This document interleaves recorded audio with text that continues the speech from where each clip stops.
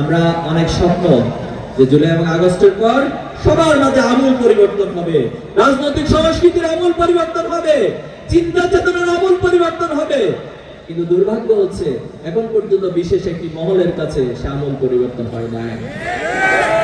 জুলাইকে কেউ কেউ ৭১-এর মতো ব্যবসায়িক কার্ড হিসেবে ব্যবহার করছে। জুলাইকে নিজেদের ক্রেডিটের রাজনীতি করতে গিয়ে জুলাইয়ের স্পিডকে তারা হারিয়ে দেওয়ার চেষ্টা করছে, জুলাইয়ের স্পিডকে তারা বিক্রি করে দিচ্ছে। তারা আগের ধারার মতো জুলাইকে ব্যবহার করে সম্পদের পাহাড় করছে, দুর্নীতি করছে।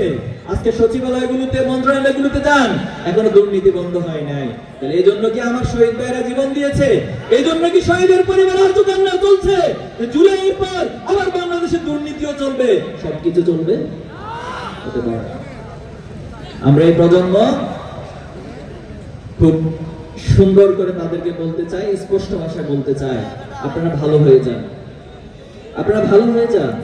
আপনারা ইতিহাস থেকে শিক্ষা নিন। খুব বেশি দূরে নয় সেই ইতিহাস, অল্প কিছুদিন আগে ইতিহাস।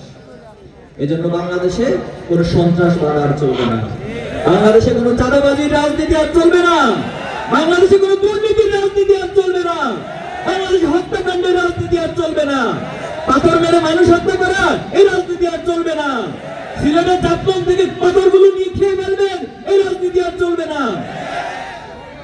বাংলাদেশে সৎ মানুষের রাজনীতি চলবে। বাংলাদেশে আমরা চাই কাদা ছোড়াছুড়ি রাজনীতি বন্ধ, সবাই নিজস্ব এজেন্ডা নিয়ে হাজির হন। আপনি বাংলাদেশের জন্য, বাংলাদেশের মানুষের জন্য কি করবেন সেই এজেন্ডা নিয়ে হাজির হন। সারাদিন আরেকজনের বিষয়ে বিষোদাগার করে সময় নষ্ট করবেন না। এই প্রজন্ম এই বিষোদাগার রাজনীতিকে দিনাবারও প্রত্যাখ্যান